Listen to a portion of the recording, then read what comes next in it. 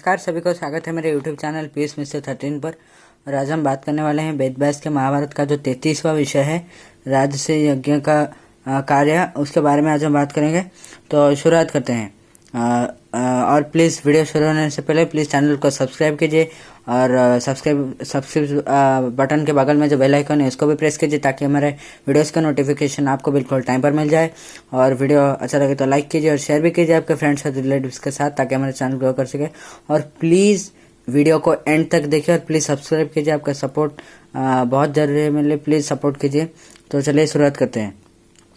जो शत्रुओं का दमन करने के बाद युधिष्ठिर नारद के साथ उन्होंने राजस्य यज्ञ का आयोजन किया, और यहाँ इस यज्ञ का जो पुजारी के रूप में उन्होंने व्यासदेव को लिया। और चारों ओर से पूरे भारतवर्ष में से ऋषि और राजाओं को निमंत्रण मिला, और सब देशों से राजा और ब्राह्मण आए, और उनके लिए उपयुक्त जो जरूरी गृह है, खाने की सामग्री और सब प्रकार का व्यवस्था उनके लिए किया गया। और नकुल हस्तिनापुर जाकर उन्होंने भीष्म, द्रोण, धृतराष्ट्र को निमंत्रण दिया आने के लिए, और सब जो कुलवृद्ध थे वो सब आए। और उनके भाई भी जो कृपाचार्य, कर्ण, अश्वत्थामा, सोमदत्त, भूरिश्रवा, कलिंग और बंग देश के राजा द्वारका से श्री कृष्ण, बलराम, अनिरुद्ध और सांब, और राजा भीष्मक, उनके पुत्र रुक्मी और सिंधुराज जयद्रथ, ये सब भारतवर्ष में से सब ये जो राजा और राजपुत्र है, ये इन्होंने यज्ञ में यहाँ ये सब आए निमंत्रण होकर। और युधिष्ठिर ने जो कुलवृद्ध आए थे, भीष्म, द्रोण, कृप, दुर्योधन आदि, उनको स्वागत किया और उनको अपना ही यज्ञ समझकर बैठने के लिए उनको कहा और कार्य करने के लिए कहा। तो भोजन के दायित्व के लिए भोजन का दायित्व दुशासन को दिया गया, और ब्राह्मणों की सेवा के लिए अश्वत्थामा को, राजाओं की सेवा के लिए संजय को नियुक्त किया गया। और भीष्म, धृतराष्ट्र और सोमदत्त का दायित्व यह था कि जो भीष्म, धृतराष्ट्र और सोमदत्त का आतिथ्य का दायित्व जो था वो नकुल के ऊपर था, और सब खर्च का दायित्व था विदुर के ऊपर। राजाओं को उपहार देने का कार्य दुर्योधन को दिया गया, और कृष्ण ने ब्राह्मणों के पैर धोने का उन्होंने दायित्व लिया। और भीष्म ने कहा, तो तुमने सबको बुलाए, और तुम जिस भी तुमने अतिथियों को बुलाए वो सब पूजा पाने के अधिकारी हैं, और इनको तुम सब पूजो। और युधिष्ठिर ने कहा कि पितामह, आप कहिए कि हम पहले किसको पूजा करना चाहिए। तो भीष्म ने कहा कि मेरे विचार में जो सामर्थ्य, तेज, पराक्रम में श्री कृष्ण सबसे श्रेष्ठ है, और ये यहाँ पे पूरी तरह से यहाँ पे उज्जवल रूप से खड़े हुए हैं, और सूर्य के प्रकाश से जैसे अंधकार दूर हो जाता है, श्री कृष्ण को उपस्थिति के कारण हम यहाँ पे आनंद और उल्लास यहाँ पर वो बढ़ गया है, और इसलिए कृष्ण को पहले पूजा कीजिए। तो भीष्म के आदेश से सहदेव ने पहले श्री कृष्ण को पूजा किया। इसको देखकर चेदी नरेश शिशुपाल वो गुस्से से खड़े हो गए और कहा कि कुंती नंदन, यहाँ पे श्रेष्ठ राजागण उपस्थित होकर भी तुमने गोपाल को पूजा करके तुमने ठीक नहीं किया, और लग रहा है कि तुम्हारी जो बालक बुद्धि है वो अब तक नहीं किया, और इस वृद्ध गंगापुत्र भीष्म की बुद्धि भी लोप हो चुकी है। और तुम जो ऐसे काम कर रहे हो, मैं निंदा कर रहा हूँ उसे। और अगर किसी राजा को पूजा पाना चाहिए तो कृष्ण तो राजा नहीं है, तो उन्हें कैसे पूजा मिलेगा। और अगर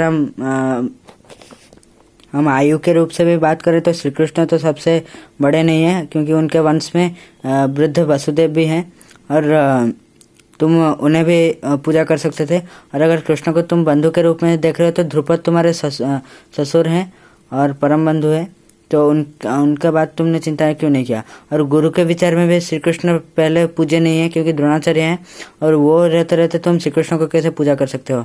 और वीर राजाओं के गण में भी देखे, दुर्योधन, कृपाचार्य, कर्ण जैसे उत्कृष्ट वीर हैं, वो सब कहाँ गए। हे पांडुनंदन, कृष्ण ऋतिक नहीं है कि आचार्य नहीं है कि राजा भी नहीं है, इसलिए तुमने ऐसा कर उनको पूजा करके पहले हम सबको अपमानित किया है।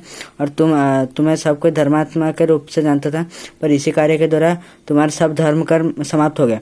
तो इसी प्रकार शिशुपाल ने कृष्ण को कहा कि कृष्ण पांडवों के बुद्धि भ्रम होने के कारण शायद उन्होंने तुम्हें पहले पूजा किया, पर तुम इसके लिए अयोग्य होते हुए भी तुमने ये पूजा स्वीकार कैसे किया।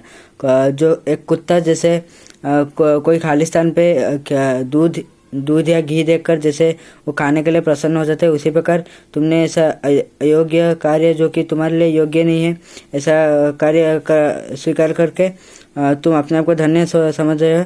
और नपुंसक का विवाह या किन्नर का विवाह और एक अंधे व्यक्ति का जो अपना रूप दर्शन करने के लिए जो कोशिश जो है, राजा ना होकर भी राजा का पूजा ग्रहण करना, तुम ऐसा ही काम कर रहे हो।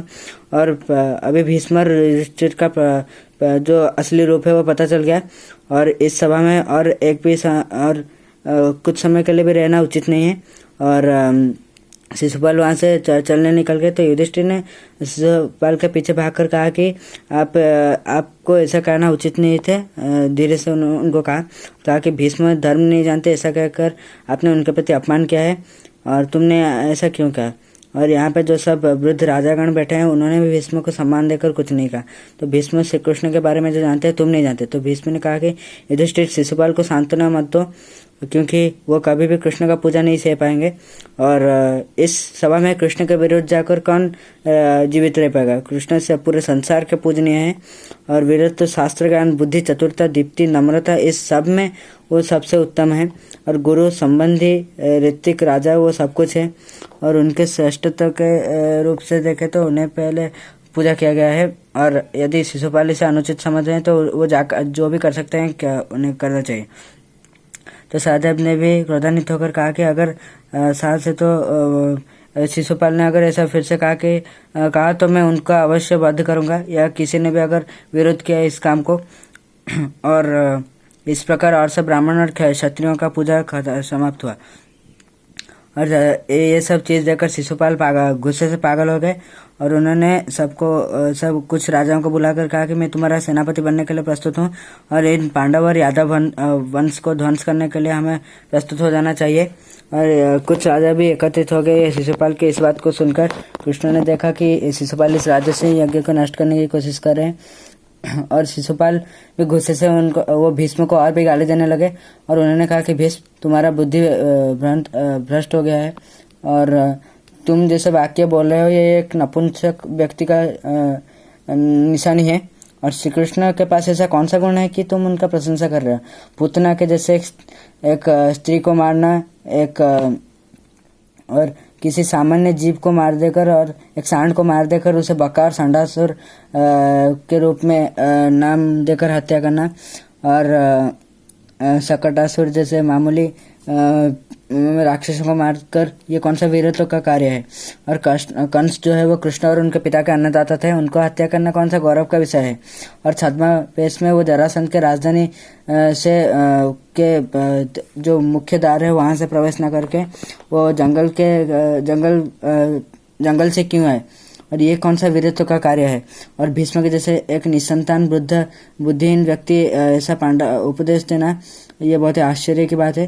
और शिशुपाल की बात सुनकर भीम भी बहुत गुस्से हो गए और उनकी ओर चलने लगे। तो भीष्म ने भीम को कहा कि भीम शांत हो जा, शिशुपाल तुम्हारे वध करने के योग्य नहीं है। शिशुपाल ने ना डर के कहा कि भीष्म तुम भीम को छोड़ दो और देखना इसका किस प्रकार का दशा होगा।